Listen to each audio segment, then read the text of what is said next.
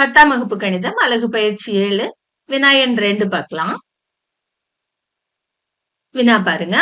ஆரம் 1.75 மீட்டர் உள்ள ஒரு அரைக்கோள வடிவ தொட்டி முற்றிலும் நீரால் நிரப்பப்பட்டுள்ளது.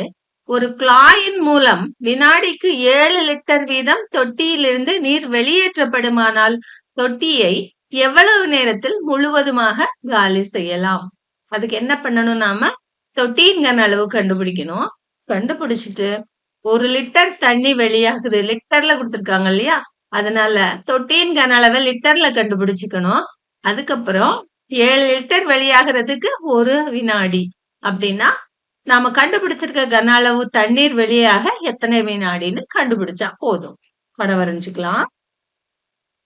அரைக்கோள வடிவ தொட்டி, இது அதனுடைய ஆரம். கணக்குல சொல்லியிருக்காங்க தொட்டியின் ஆரம் 1.75 மீட்டர் அப்படின்னு. அதாவது இதனுடைய ஆரத்தை நம்ம ஆறுன்னு எடுத்துக்குவோம். 1.75 மீட்டர். நமக்கு தொட்டியினுடைய கன அளவை லிட்டர்ல கண்டுபிடிக்கணும். நமக்கு 1 லிட்டருங்கிறது 1000 கன சென்டிமீட்டர்னு தெரியும். அப்படின்னா ஆரத்தை நாம சென்டிமீட்டருக்கு மாத்திக்குவோம். 1.75 மீட்டருங்கிறது எத்தனை சென்டிமீட்டர்?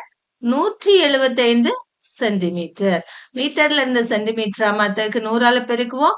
100ஆல பெருக்கும் போது 0.2 ஸ்தானம் வலது பக்கமா நகர்ந்துக்கும்.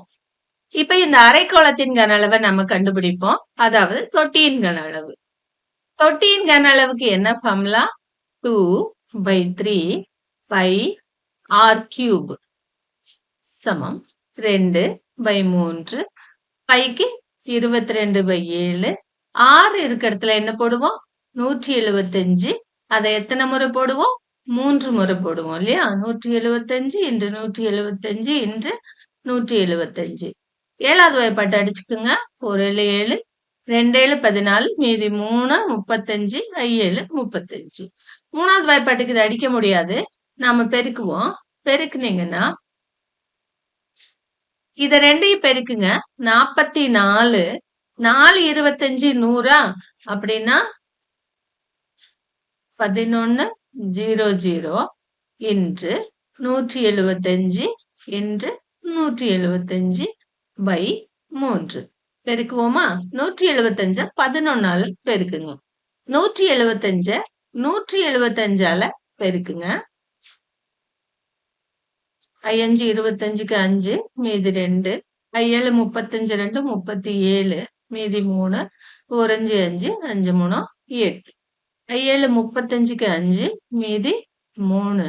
7 7 49, 3 52க்கு 2, மீதி 5. 1 7 7, 7 5 12.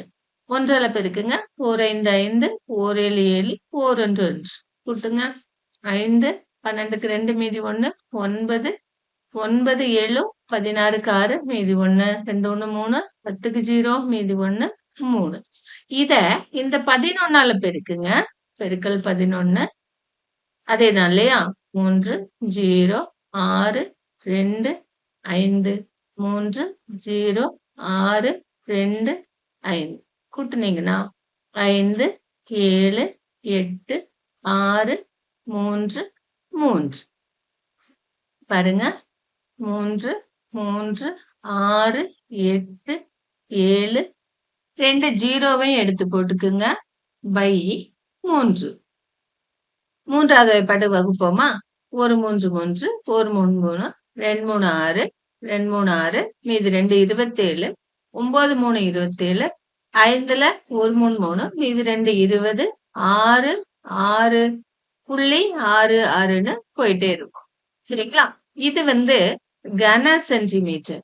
நாம என்ன பண்ணணும்? இத லிட்டர்ல மாத்தணும். அப்படின்னா இது என்ன பண்ணணும்?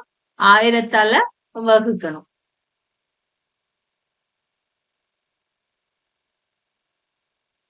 1000ஆல வகுக்கும் போது அது லிட்டர்ல மாறிடும். 1000ஆல வகுக்கும் போது இங்க இருக்கிற புள்ளி 3 இலக்கங்கள் பின்னாடி நகர்ந்துரும் இல்லையா? அப்படின்னா 1 1 2 2 9.1. இங்க நம்ம ரவுண்ட் பண்ணிக்குவோம். 6 7ன்னு வச்சுக்கலாம் லிட்டர். இப்போ நமக்கு தெரியும் ஒரு வினாடியில எவ்வளவு நீர் வெளியேற்றப்படுது அப்படின்னா 7 லிட்டர். அதையே திருப்பி எழுதிக்குங்க. 7 லிட்டர் நீரை வெளியேற்ற ஆகும் காலம் 1 வினாடி. நம்மகிட்ட எவ்வளவு நீர் இருக்கு? 11,229 லிட்டர் நீர் இருக்கு. அதை வெளியேற்றதுக்கு எவ்வளவு நேரம் ஆகும்னா, இந்த 1 மேல போட்டுக்குங்க. இந்த 7 கொண்டு வந்து கீழே போட்டுக்குங்க. பெருக்கல் 11,229. 7வது வாய்ப்பாட்டு கேன்சல் பண்ணுங்க.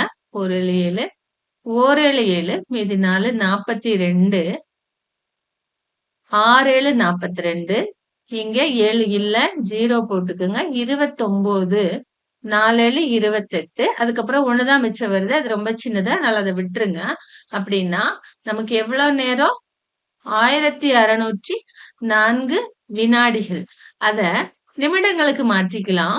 1604 பை ஒரு நிமிடத்துக்கு எத்தனை வினாடி? 60 வினாடி. 60ஆல நீங்க அதை வகுக்கும் போது அது என்னவாகும்? நிமிடங்கள் ஆகும். இப்ப 6ஆம் வாய்ப்பாடு சொல்லி வகுக்கலாம். கீழே 10 மேல 2 6 12 மீதி 4 40 6 6 36 மீதி 4 44 7 6 42 மீதி 2 அதை நம்ம விட்டுறலாம். அப்படின்னா நமக்கு 26.7 பை 10ன்னு கிடைக்குது. 10ஆல வகுக்கும் போது இங்க இருக்க புள்ளி ஒரு இலக்கம் இங்க நகர்ந்துக்கும் இல்லையா? அப்படின்னா 26.7 நிமிடங்கள். அந்த தொட்டியில் உள்ள நீரை முழுமையாக வெளியேற்ற எடுத்துக்கொள்ளும் நேரம் 26.7 நிமிடங்கள்.